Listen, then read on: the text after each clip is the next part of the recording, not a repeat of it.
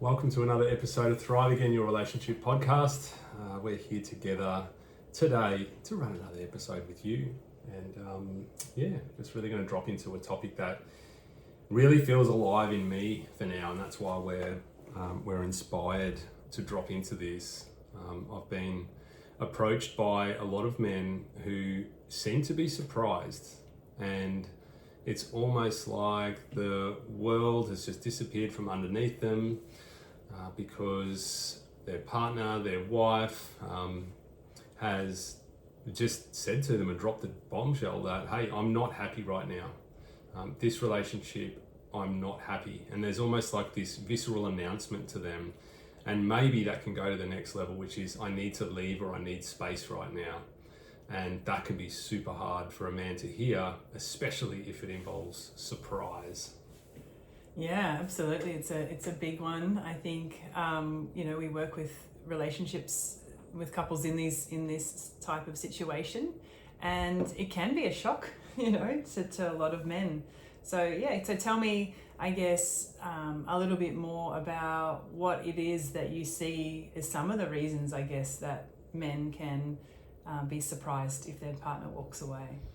Yeah, look, the main reason is because a man often, and a woman, but a man in this case, finds it hard when he's involved in the doingness of life, right? Which is, going to his job, doing his work, being of purpose, being a man who's a provider and a protector. But it's almost like there's blinkers on to the other areas that are potentially being neglected from the feminine point of view. Because a man and the way that he's wired and made up it involves structure, it involves clarity, it involves direction. And if we're on a one-way track and we're going somewhere, the peripheral vision of what the collateral damage of that is happening is sometimes hindered. So the man can't actually really see the shadows that are playing out here in his life. For example, from a simplicity point of view, often men, generalizing here, they overwork themselves, or they place a focus on work, which is great. It gives him purpose, gives him a sense of direction, it brings the income in, which then his family should be happy. But there's a shadow side of this, which is that often there's a lack of presence with her and understanding her world. So the big piece to this is that it's the things that we don't see and we don't know that is really important here that I want to bring to light today. Yeah, it sounds to me it's like a complacency. The men can drop into this place of like complacency and she'll always be there.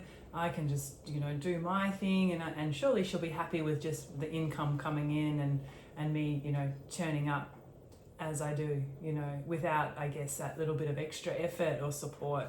So yeah, it sounds. I guess the word complacency comes to mind when I'm hearing that. Yeah, cool. And also the what I'm also seeing is that when we get together, sometimes, especially if it's before kids, we have a plan, and let's just say our plan is to buy a block of land, to get a house, and when we do have kids, you can be a stay-at-home mum for the first 2 years, and that's our plan. And what if that plan's actually playing out, but the experience itself is really disruptive for her, and she's really surprisingly dealing with all sorts of emotional stressors that she had no idea that she would envisage. Well, he's still going to be saying, well, this was the plan. This is what you wanted. This is what we wanted. I don't get it. Why can't you be happy? So these are the traps. Yeah, absolutely. I'm curious, I'd like to know from a man's perspective and I guess a relationship coach from your perspective, what are some of the big reasons that women break up with men? What do you see? Yeah, so I'm actually going to outline the top 4 big reasons in this podcast. So you guys can actually do an assessment. Whether you're a man or a woman, you can really see whether this applies to you in your relationship. So the first big one is a lack of emotional safety and connection. So when we talk about emotional safety, that is holding a space where she can actually feel like she's seen, heard, and understood. And I know that we can maybe say that, oh, look, I think I generally do that. And I actually thought that I did that as well. I thought that I was actually quite in tune with understanding women and you and what's going on for you. But what happens is, for a lot of men, we actually find that what she's expressing in her experience, if it's in direct disagreements or in direct conflict to the way that you're thinking, then sometimes there is an inner urge for you to change the narrative or to fix it. So, for example, if you're saying that I know you're really not happy right now and things are really sad for you because you're just struggling at the moment with the overwhelm of work and you're feeling the pressure of that and you haven't really been able to go out and see your friends or relax. Well, for me, I often would have just jumped straight into, well, why don't you just go and hang out with your friends? Why don't you just go and have a bath or do what you need to do? And the man is wired to fix the problem. But the issue with this is that we've missed a couple of key components. Firstly, we're listening to respond. We're not listening to really understand. And that was a massive learning for me. So listening to understand would be actually mirroring back what you've said. Oh, I hear you're really sad right now with all of that going on. Sounds really hard. And what that does is that helps her to see that I'm in her world. I'm in her world and I'm feeling the feelings right now with her. So that is the part that often is missed. And so her ability to move forward and actually ask for help or speak about her emotional problems, it gets shut down because she knows now that she can't trust that the space is going to be held for her. Yeah, because of the problem solving, because you're automatically jumping into that fix it mode as opposed to the listening. Yeah. And I know with conversations with us in the last couple of days, like there has been no need for me to fix some of the things that you've brought up with me. There's been a need for me to sit and listen with you and sit with you in that without the advice. So yeah, it can be really murky and it can be really disruptive for her if, as a man, you're just jumping straight into trying to solve the problem because it's uncomfortable for you to see her uncomfortable. Yeah, but the problem is that it just completely shuts you down, because the woman down, because she doesn't want to go back to expressing or sharing her feelings or her thoughts because they're not ever heard, because it just feels like you're just solving the problem.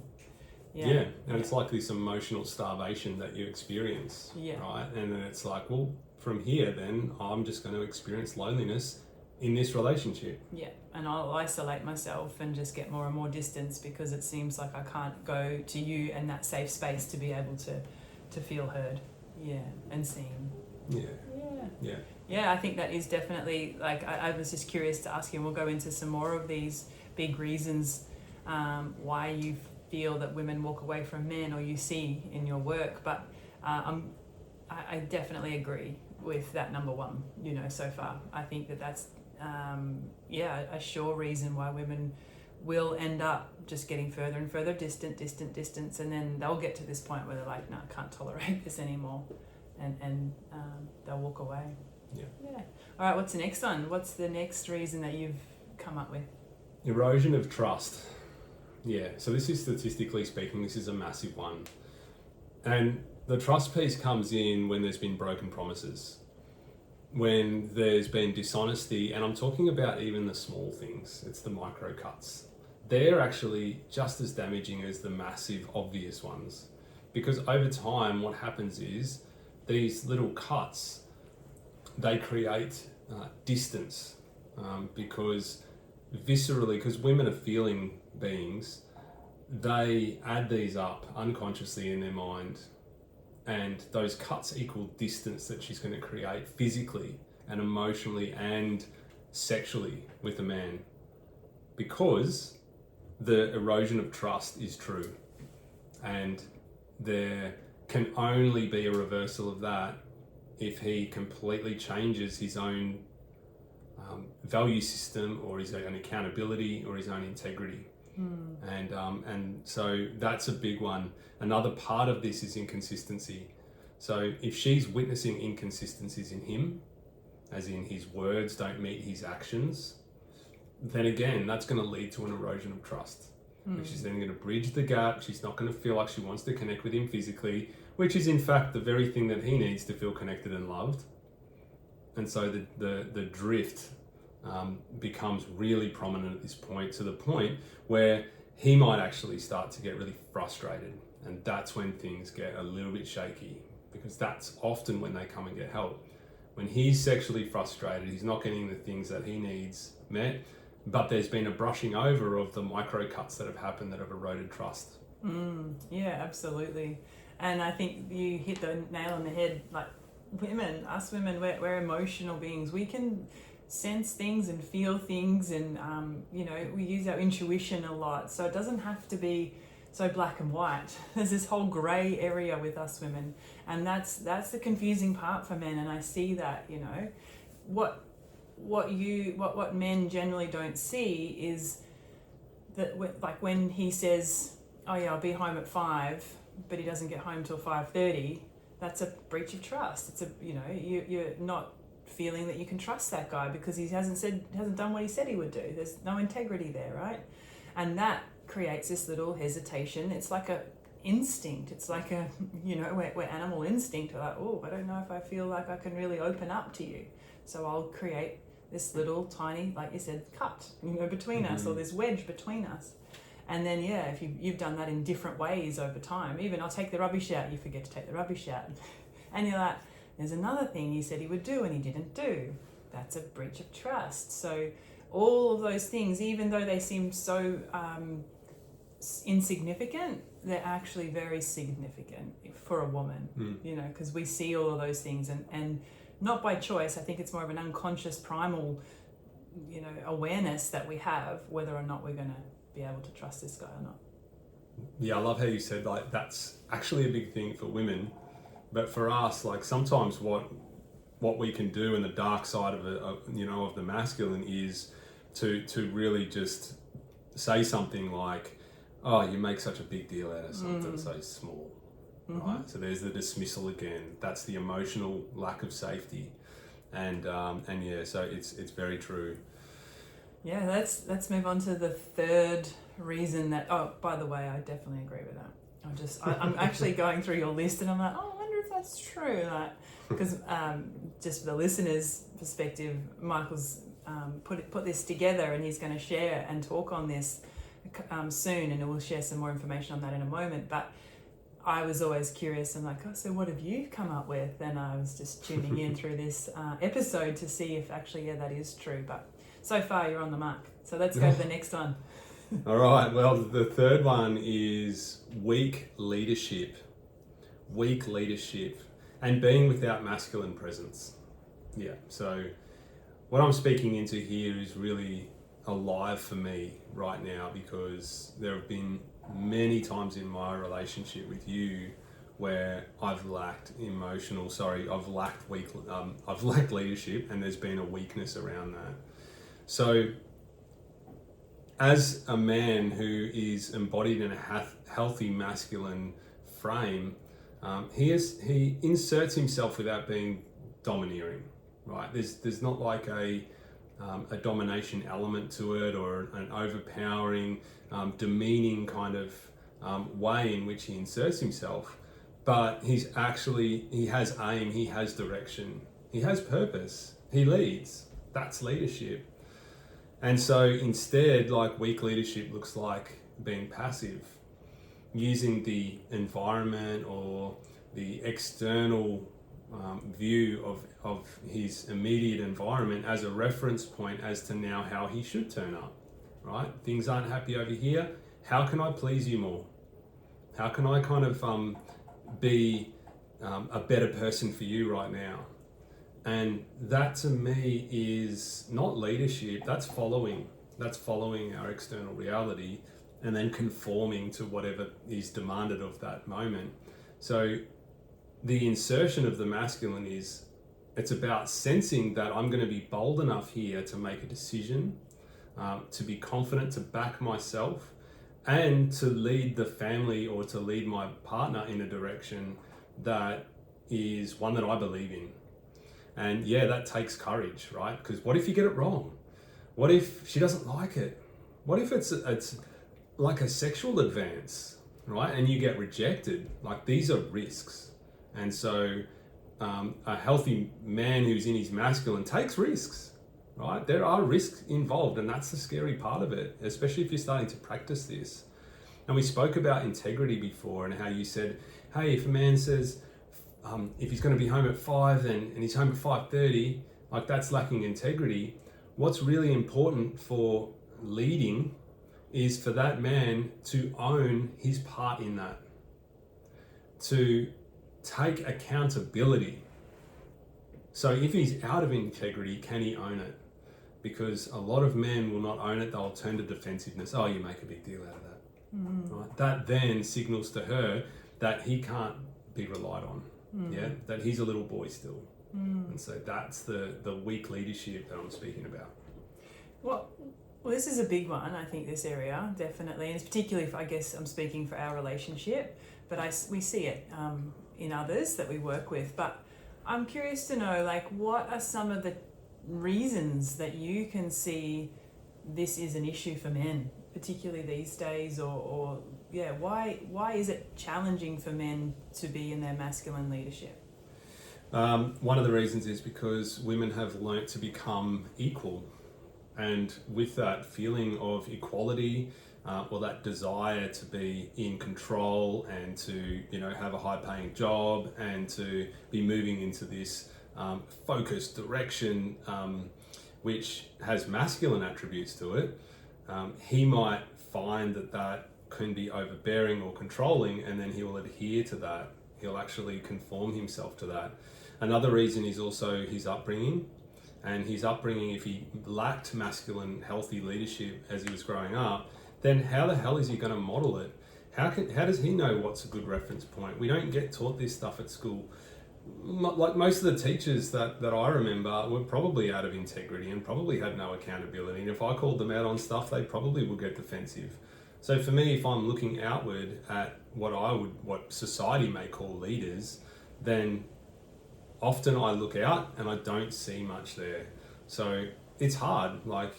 So what I would really say, if you don't have a role model or anyone that you can model off, find them, right? Find them. And there will be one person that sits in your memory, whether that's an uncle when you were growing up, whether that's just a friend that you had that maybe you're not connected to anymore. Maybe it's someone you've never met before, but you listen to their podcasts.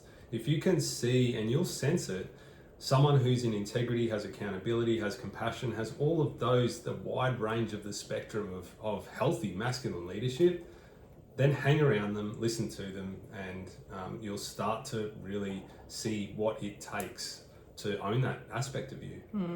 And I do want to say that it's something that can be learnt, because you've definitely learnt it, like it wasn't something that was natural to you, or you had a good role model, you didn't have any of those sorts of things. So yeah, it's a process, but it's also you're able to actually change and learn that if you're a man listening. Yeah, and I'm at the moment currently helping with another man, Kyle. We're working together in a really, really amazing, powerful group at the moment called the Inner Sanctum.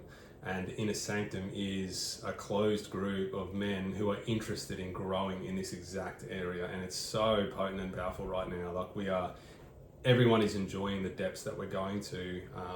And it's fun as well. It's something that's quite liberating because we can see the effects immediately in our own lives. So yeah, I love playing in this area. Yeah, it's so important, I think, for our future, our future generations, the relationships as well, the model that we've been working off. I think, that work is so important. So yeah, I love seeing that. Well done. All right, should we move to the last one? Yeah. So tell us, what's the last reason that women walk away from men? Stagnation. Yeah, so just lacking that aliveness. She no longer feels inspired. The inspiration has waned. it's kind of like the rat race of living, and he stops evolving, he loses his ambition, he's just running through the motions. And maybe there's even a resistance to growth or change because there's some comfort in that, and there's also some addictive processes in that too, just to cope. But either way, there's a zoning out and a dismissal of the fact that we're stagnating right now. And as part of that, the relationship also feels flat. There's an element of predictability to the relationship. There's no excitement, or there's no zest or energy or uncertainty in a healthy way within the relationship, right? Because sometimes uncertainty is actually the very thing that's needed in a relationship, as long as it's housed in the container of safety.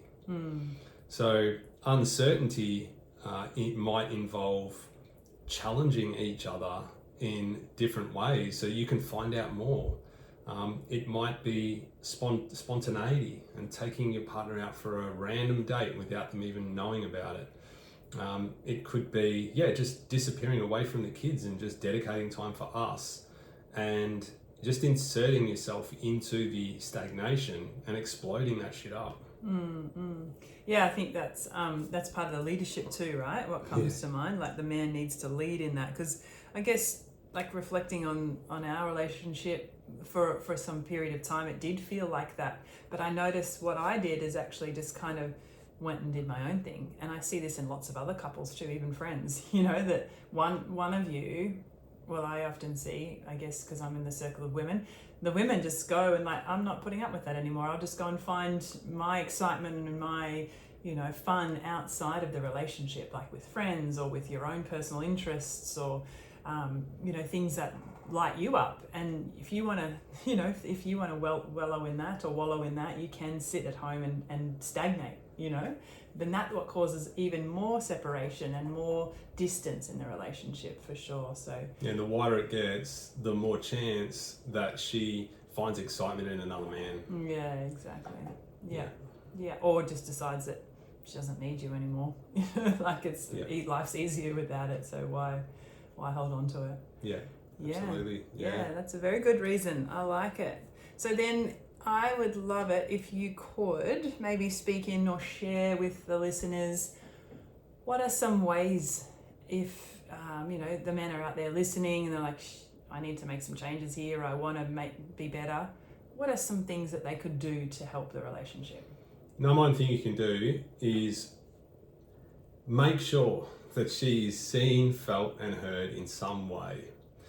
And the best way that I've found to really help this process is to insert yourself in to presence with her.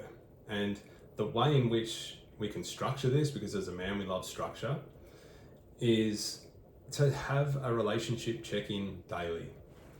And a relationship check-in looks like 5 to 10 minutes of dedicated time just for the two of you to ask a couple of questions, check in on emotions and feelings, and take any action steps that need to happen from there.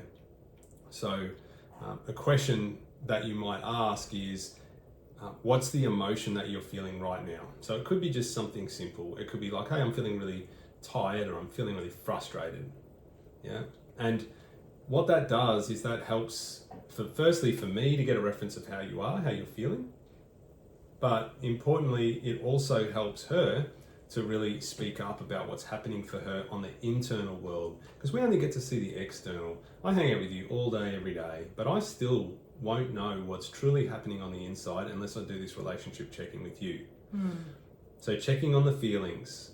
Another question that you might ask is, what's something that really lit you up today? What was something that was really exciting or fun or interesting for you today? And maybe another question could be, hey, what was the biggest challenge that you experienced today? And the third question, which I think is the most potent, is how does it feel to you, us as a couple right now? Because what that does is that hones in on the relationship space, the bubble that exists, the space between you and I. How does it feel for you right now? And that gives an opportunity for each to speak up about, oh, I'm feeling really distant, or I'm feeling your spikes at the moment and I can't really get near you. It's like it's like you're repelling me or something. And this isn't like to start up an argument or get a fight going. It's more just to get understanding. And what you'll find is, as a man, if you really initiate this, then she's going to likely really love it because you're placing presence with her. You're helping her also to be seen, felt, and understood. And that's really often what's missing. Beautiful. I think the really important key there for any of the men as well, that it's with presence, you know, and being very conscious of whether or not you're getting defensive. You know, like if the woman shares, actually, I'm really frustrated because, you know, I'm feeling tired and exhausted. I feel like I'm doing everything or whatever. I'm unsupported. Yeah. That and could then be really triggering. Like, the man's like, oh. Well, I've been doing this over here.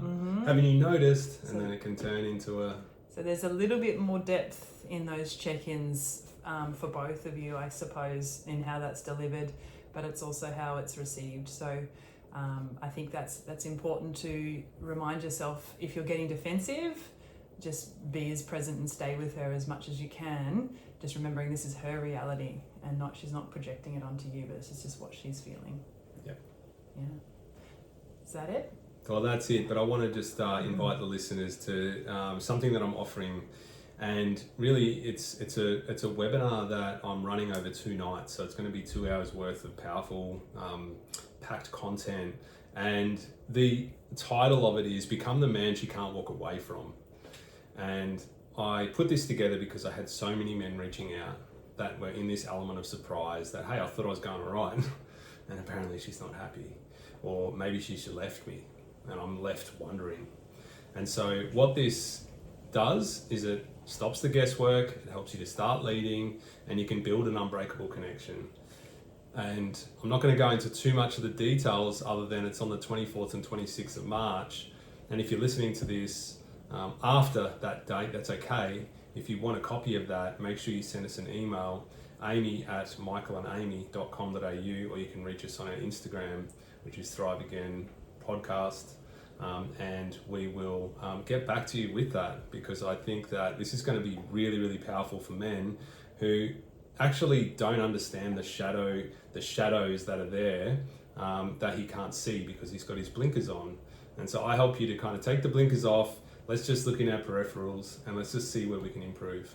Beautiful. Yeah, and even if you're not in that space at the moment in your relationship, this will be really helpful for you to learn, just in case. It's like a bit of a safeguard. So it's available for all men, and I think it'll be a really, really powerful session. Thank you very much. All right, thanks, listeners. Really enjoy some of the comments we're getting about this podcast. It's really powerful. We want to keep delivering it. This is episode number 51. So we are just continuing to power on. We love doing these and love serving all of the community. Yeah, thanks so much, listeners.